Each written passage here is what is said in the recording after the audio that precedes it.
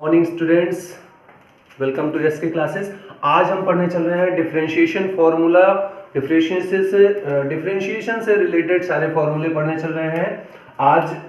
थोड़ा इंपॉर्टेंट है, ध्यान से समझिएगा इन सारे फॉर्मूलों को आप सब। तो पहला फॉर्मूला हमारे लिए है इफ, जैसे हम ले लेते हैं if y is equal to C, where C हमारा जो है कांस्टेंट है, वेयर जो सी हमारा है, जो सी होता है वो हमारा यहाँ पर कांस्टेंट हो जाता है। कांस्टेंट टर्म्स हमारे जो होते हैं जब हम इनका डिफरेंशिएशन करते हैं, मतलब इनका dy बाई डी एक्स निकालते हैं, या कह सकते हैं D D x of Y, तो D D x of Y of C का जो D D x of C का जो होता है वो टर्म्स हमारा जीरो आता है। जीरो क्यों आता है? क्योंकि यहाँ पर सी जो होता है वो कोई नंबर्स या नंबर्स हो सकते हैं या फिर कोई कांस्टेंट टर्म्स हो सकते हैं, जैसे पाई हो गया, थीटा हो गया, ये सब हमारे कांस्टेंट टर्म्स में आएंगे। तो यहाँ से हम लिख सकते हैं कि जैसे 1 2 3 पाई हो गए, ये सब हमारे कोई भी चीज़ें हमारी जो है ये हमारे सब कांस्टेंट टर्म्स में आते हैं। तो ये हमारे जो होंगे y इज इक्वल टू सी हम जो लेते हैं वो हमारा क्या हो जाता है, यहाँ पर जीरो हो जाता है। जैसे हम यहाँ पर एक एग्जांपल के तौर पे हम ले लेते हैं y इज इक्वल टू 4, तो यहाँ से जब हम dy बाई डी एक्स कहते हैं, D D x of y कहते हैं, तो dy बाई डी एक्स जो निकालते हैं वो होता है हमारा d बाई डी एक्स 4 का। तो किसी कांस्टेंट टर्म्स का जब हम d बाई डी एक्स जो निकालते हैं वो हमारा क्या आता है, जीरो आता है। मींस कहने का कि ये एक कांस्टेंट टर्म है, एक कांस्टेंट टर्म्स में होने के नाते ये जीरो होगा। मींस कहने का कि इसका जो tan थीटा होगा, tan थीटा कल हमने हमारे पुराने वीडियोस में आपको बताया था, हमारे पिछले लेक्चर वीडियोस में हमने आपको बताया था कि tan theta is equal to, यहाँ पर हम जीरो, यहाँ पर tan थीटा हमारा क्या हो जाएगा, मींस जीरो हो जाएगा। tan थीटा जीरो होने का मतलब हमारा स्लोप जो होगा वो भी जीरो होगा, या कह सकते हैं कांस्टेंट होगा। तो अगर इसका इसका स्लोप डिराइव किया जाए तो हमारा कुछ स्लोप यहाँ पर मान लेते हैं हमारा जीरो होता है, यहाँ पर पॉइंट पे, इस पॉइंट पे 1, इस पॉइंट पे 2, इस पॉइंट पे 3 एंड इस पॉइंट पे 4। यहाँ पर जो हमारा स्लोप बनेगा वो जो है कांस्टेंट रहेगा। मतलब कहने का कि यहाँ पर जो स्लोप हमारा होगा वो कह सकते हैं, क्योंकि स्लोप का हमने बताया यहाँ पर कांस्टेंट है, या कह सकते हैं जीरो भी है, तो यहाँ पर लिख सकते हैं कि कांस्टेंट स्लोप है, और या कह सकते हैं स्लोप हमारा जीरो टर्म्स में है। तो ये हमारा हो जाता है y इज इक्वल टू सी, जहाँ पर y इज इक्वल टू हमने 4, यहाँ पर y इज इक्वल टू सी जो हमारा था एक कांस्टेंट टर्म था, हमने लिया 1 2 3, कोई भी नंबर्स ले सकते हैं, कुछ भी। हमारा कांस्टेंट टर्म हमेशा क्या देता है, हमें जीरो देता है। आइए चलते हैं नेक्स्ट जो है फॉर्मूले पे, नेक्स्ट फॉर्मूला देखते हैं। चलिए स्टूडेंट्स, अब लेते हैं if y is equal to x. तो यक्स हमारा अगर कोई डिफरेंशिएशन हमें y हमारा एक फंक्शन है यक्स का हम डिफरेंशिएशन करते हैं x के रिस्पेक्ट में, तो यहाँ पर dy बाई डी एक्स या D D x of y जो हमारा होगा वो हम लिख सकते हैं d अपॉन डी एक्स, और फिर यहाँ पर x, ये हमारा टर्म्स जो यहाँ पर होगा हम इसको ऐसे भी लिख सकते हैं D x upon d x, क्योंकि देख रहे हैं सेम है तो ये एक दूसरे से कट भी सकते हैं। तो यहाँ पर हमारा जो अगर कोई एक नंबर x, यहाँ पर कोई एक वो हो वेरिएबल हो, तो यहाँ पर जब हम इसका dy बाई डी एक्स निकालते हैं तो हमारा क्या आता है, 1 आता है। और हमारा जो तीसरा फॉर्मूला है, तीसरा फॉर्मूला भी आप देख लीजिए, if y is equal to x की पावर 0 ले लेते हैं, यहां से इसका डिफरेंशिएशन करते हैं तो d by D x of y निकालते हैं, तो यहां से इसका भी d बाई डी एक्स करते हैं। तो किसी भी वेरिएबल का अगर हम जो है x पावर 0 होता है, तो x पावर अगर 0 होगा तो वहां पर हम उसको मान लेते हैं, उसकी वैल्यू हो जाती है हमारी 1। तो यहाँ पर d बाई डी एक्स किसी भी वेरिएबल का जब हम पावर 0 हो, किसी भी वेरिएबल का पावर 0 हो, एनी वेरिएबल पावर 0 लिख लेंगे, any variable power 0, then that's value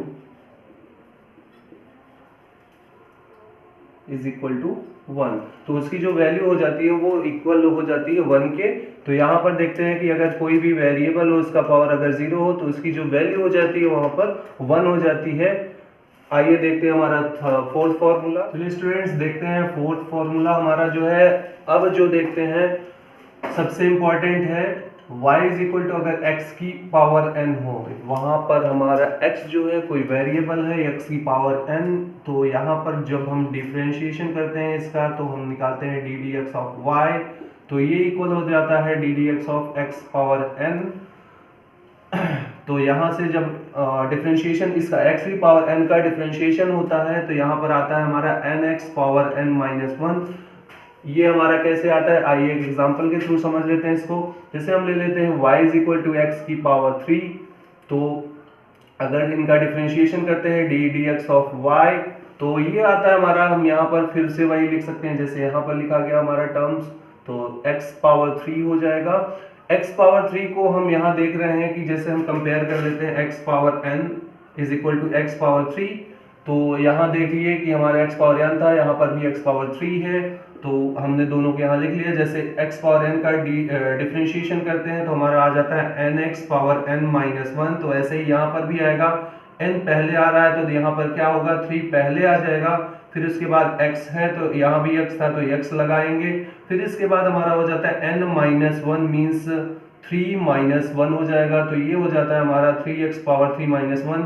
तो वही टर्म्स यहाँ पर भी लिख लेंगे, तो ये हमारा जब डिफरेंशिएशन करते हैं x पावर 3 का तो ये हमारा कन्वर्ट हो जाता है 3x पावर 3 माइनस 1 में, और ये हमें देता है 3x स्क्वायर। तो ये हमारा एक एग्जांपल ऐसे हो गया। एक और एग्जांपल देख लेते हैं, जैसे हमारा हो जाता है y is equal to 5x cube, यहाँ तक आ रहा है। तो यहाँ पर देखते हैं dy बाई डिफरेंशिएशन जब इसका करते हैं D D x of y, तो यहाँ पर लिख सकते हैं क्योंकि 5 हमने बताया कि हमारा कांस्टेंट टर्म होता है, तो 5 को बाहर कर लेते हैं, इसका डिफरेंशिएशन कर लेते हैं D D x of x cube या फंक्शन y का। तो यहाँ पर हमारा आ जाता है 5, यहाँ पर हमने किया था x की पावर 3 हमने यहाँ किया 3x पावर 3 माइनस 1, तो 5 जैसे था हमारा वैसे ही लिख लेते हैं क्योंकि 5 हमारा कांस्टेंट है, तो यहाँ से हो जाएगा 5 इंटू 3x पावर 3 माइनस 1। जैसे हमने यहाँ पर x पावर 3 का किया वैसे फिर से अगेन 3x पावर 3 का करेंगे, तो 3x पावर 3 माइनस 1 जैसे यहाँ रखना लिखा था वैसे हमने यहाँ एज इट इज रख दिया। फिर हमारा ये हो जाएगा 5 3 जा 15, x पावर 3 माइनस 1 हमारा हो जाता है यहाँ पर x पावर 2। तो ये हमारे कुछ एग्जांपल्स हो गए, और भी एग्जांपल्स लेकर के इनको सॉल्व कर लेते हैं। जैसे हमारा हम ले रहे हैं x की पावर हाफ ले लेते हैं, जैसे ये हमारा एक एग्जांपल है x पावर हाफ, तो इसका हम जो डिफरेंशिएशन करते हैं, मान लीजिए y is equal to x power half है, तो हम इसका डिफरेंशिएशन जब करते हैं D D x of y, तो ये हमारा हो जाता है x power half. x power half हम ऐसे भी लिख सकते हैं d upon d x x power half, तो ये हमारा देता है वही जैसे इसके पहले वाले टर्म्स में हाफ हमारा पहले आ जाता है n के रूप में, तो ये हमारा हाफ हो जाएगा यहाँ पे half x power half minus 1। फॉर्मूले के अकॉर्डिंग इस पर ही रखेंगे, तो यहाँ पर n x power n x power n minus 1 होता है, तो x पावर n का वैसे भी x यहाँ पर n हमारा पहले आता है, फिर x पावर n माइनस 1। अब यहाँ पर जो हमारा होता है हाफ लिख सकते हैं x power n minus 1, 1/2 minus 1, 2 1 जा 2, और 1 माइनस 2 होता है यहाँ पर माइनस 1/2, तो हम इसको ऐसे भी लिख सकते हैं, या अगर एक और तरीका है, इनको जब हम माइनस 1/2 को नीचे ले आते हैं तो ये हमारा हो जाता है ओनली 1/2, तो यहाँ से लिख सकते हैं 0.2 x पावर 1/2। वैसे यहाँ तक ही हमारा सही है, ये हमारा आ जाता है। और भी एग्जांपल्स हैं, जैसे हम ले लेते हैं y is equal to 1/2 under root of x, तो 1/2 अंडर रूट ऑफ x को हम लिख सकते हैं 1/x की पावर हाफ, क्योंकि ये हमारा जो होता है यहाँ पर हम देते हैं स्क्वायर रूट में है, तो ये स्क्वायर रूट के लिए हम 2 यहाँ पर लिखते हैं, तो ये हमारा x की पावर हाफ हो जाता है। x पावर हाफ को ऊपर ले आते हैं तो ये हमारा कन्वर्ट हो जाता है x पावर माइनस हाफ में, तो x पावर माइनस हाफ का जब हम डिफरेंशिएशन करते हैं तो D D x of y, तो x पावर माइनस हाफ का जो हमारा हो जाता है D upon d x power minus half, तो ये हमें देता है -1/2 एक्स पावर -1/2 -1। तो यहाँ से हम कर लेते हैं फिर से सॉल्व इसको, फिर -1/2 एक्स पावर 2 1 जा 2 -1 और -2 हो जाते हैं -3/2। तो ये हमारे कुछ और एग्जांपल्स हो गए। चलिए स्टूडेंट्स और आगे हमारे और फॉर्मूलों के बारे में जानते हैं। देखते हैं हमारा फॉर्मूला नंबर 5। फॉर्मूला हमारा 5 जो है y इज इक्वल टू 3, मान लीजिए हमारे पास कोई नंबर्स को लेकर के कर लेते हैं, 3/x² कर लेते हैं। तो यहाँ पर हम x² को ले आते हैं ऊपर, तो यह हमारा हो जाता है y is equal to 3x power -2। तो यहाँ पर जब हम इनका डिफरेंशिएशन करते हैं तो D D x of y is equal to हमारा हो जाता है 3, यहाँ पर वही कॉमन में आएगा क्योंकि ये कांस्टेंट है। यहाँ पर D by D x term लिखते हैं x पावर -2, तो ये हमारा कन्वर्ट हो जाता है 3 और फिर इंटू -2 इंटू x पावर -2 -1 में। यहाँ पर इंटू न लिख करके भी हम सॉल्व कर सकते हैं x पावर -2 -1 nx और n-1 फॉर्मूले पे। तो ये हमारा इंपॉर्टेंट फॉर्मूला है, इसको जरूर याद कर लें। x पावर n का डिफरेंशिएशन, अगर y हमारा कोई फंक्शन है तो d by D x y का ही निकालते हैं, तो d बाई डी एक्स इसका जब हम डिफरेंशिएशन करते हैं means dy by D x निकालते हैं, तो ये हमारा देता है nx पावर n-1। तो यहाँ पर भी हम वो चीजें कर लेते हैं, वही हमारा यहाँ पर हुआ 3 2 जा हो जाएगा -6 x पावर -3। आइए स्टूडेंट्स आगे एक और फॉर्मूला ले लेते हैं। जैसे हमारा फॉर्मूला 6 हो गया, 6 फॉर्मूला हमारा यह है, जैसे कोई एक्सपोनेंशियल फंक्शन हो e पावर x, तो y is equal to e power x हमारा हो जाता है। अगर हम इसका डिफरेंशिएशन करते हैं D D x of y, तो यहाँ पर D D x of ex जो हमारा होता है वो हमारा e पावर x ही देता है। और हमारा जो 7th फॉर्मूला है वो हमारा ये है कि जैसे y is equal to log ex होता है, log x बेस e हमारा जो होगा, इसका जब हम डिफरेंशिएशन करते हैं तो D D x of y, तो इसका जब D D x of log x base e करते हैं तो ये हमारा देता है 1/x। और लास्ट एक फॉर्मूला इसमें जो है हमारा सिंपल फॉर्म्स में है, वो हमारा 8th है। जैसे हम ले लेते हैं y is equal to log a base e, तो ये हमारा कन्वर्ट होकर के देता है, इसका जब हम डिफरेंशिएशन कह सकते हैं करते हैं तो D D x of y is equal to d D x log a base e जो हमारा देता है वो हमारा कन्वर्ट होकर आ जाता है। नेक्स्ट फॉर्मूला है वो, जैसे हम ले लेते हैं y is equal to a power x, यहाँ पर where a is a constant number. इसका एक एग्जांपल के तौर पे समझ लेंगे भी तो अच्छे से समझ में आ जाएगा। जब हम इसका डिफरेंशिएशन करते हैं तो d by D x of y निकालते हैं तो d by D x of a power x, तो इसका जो आता है हमारा a power x log a base e। इसका एक एग्जांपल ले लेते हैं तो और आसानी से समझ में आ जाएगा। हम यहाँ पर मिटा करके आगे देखते हैं, इस फॉर्मूले को ले लेते हैं। जैसे वहां पर है y is equal to a power x, तो इसका जब डिफरेंशिएशन किया गया तो a power x log e है, और where a is equal to constant, तो मींस हमें कोई कांस्टेंट नंबर ले लेते हैं। y इज इक्वल टू हम ले लेते हैं 4 या कुछ भी ले लेते हैं, 3 पावर x ले लेते हैं। तो y is equal to 3 power x हमारा जो होगा डिफरेंशिएशन जब इसका करेंगे d D x of y is equal to d D x of 3 power x।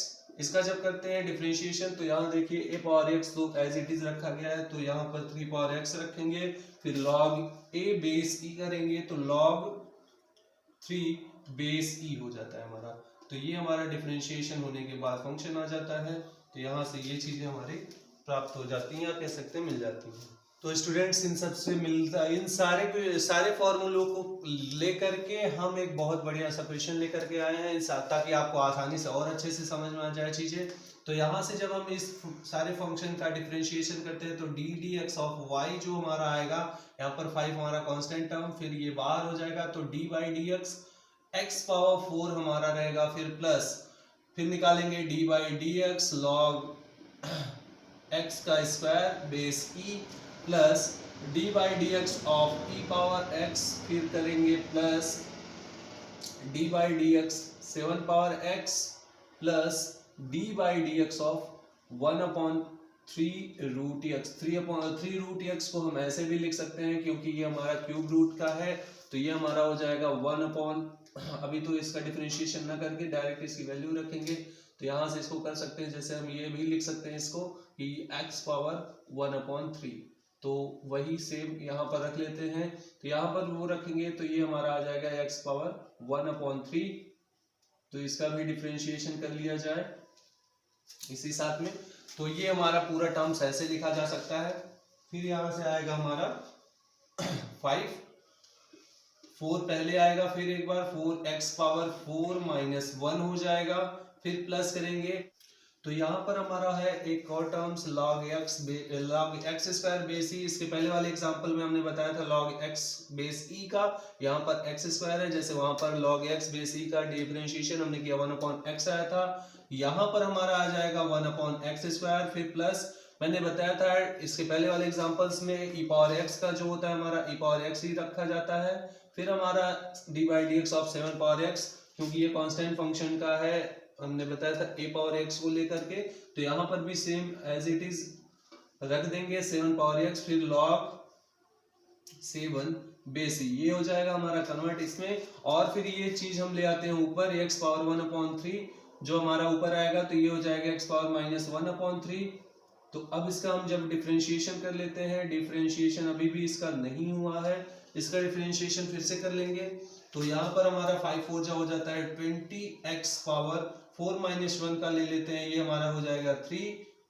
फिर इसको लिखेंगे plus 1/x square plus E power x plus 7 power x log 7 base E, और फिर प्लस करते हैं इसका डिफरेंशिएशन, ये हो जाएगा हमारा माइनस 1/3 है, तो ये आएगा minus 1/3 x power minus 1/3 minus 1, ये टर्म में आ जाएगा। तो अब इसको फिर से कर लेते हैं सॉल्व, इसको सॉल्व कर लेंगे यहाँ से, तो ये हमें देता है माइनस 1/3 x पावर 3 1 जा 3, और यहाँ से 3 1 जा 3, माइनस 3 हो जाएगा, माइनस 3 और माइनस 1, तो ये हो जाएगा माइनस 4/3, इसको ऐसे लिख सकते हैं। तो ये हमारा टोटली आ जाता है यहाँ पर 20x power 3 plus E power x, यहाँ पर 1/x स्क्वायर है तो हम अपॉन करके लिख लेंगे x स्क्वायर, फिर प्लस हमारा है 7 power x log 7 base E, और फिर ये हमारा यहाँ पर टर्म जो आ रहा है प्लस माइनस हो जाता है माइनस, तो यहाँ पर हमारा है 3, तो 3x स्क्वायर भी लिख सकते हैं। उसके बाद है हमारा x पावर माइनस 4/3, तो माइनस 4/3 को हम चाहे तो नीचे भी ला करके लिख सकते हैं, तो अगर हम नीचे ला करके लिखना चाहें तो ये टर्म हमारा टोटली नीचे आ जाएगा, तो इसको लिख सकते हैं या यहीं रहने दीजिए, कोई दिक्कत नहीं। माइनस 4 यहाँ से हमारा ये हो जाएगा माइनस x की पावर माइनस 4/3, तो ये हमारा आ जाता है टोटल आंसर। तो ऐसे ही हमारे कुछ और क्वेश्चंस हैं जो आप सॉल्व करें, जो आपको नहीं समझ में आए वो आप हमसे पूछ सकते हैं, आप हमको कमेंट करके पूछ सकते हैं क्वेश्चंस को। अभी हमारे और भी फॉर्मूले से रिलेटेड कुछ क्वेश्चंस हैं, और भी हमारे बहुत से फॉर्मूले हैं, वो हम फॉर्मूले जो आपको ले आते हैं नेक्स्ट वीडियो में हमारे। आज के लिए धन्यवाद।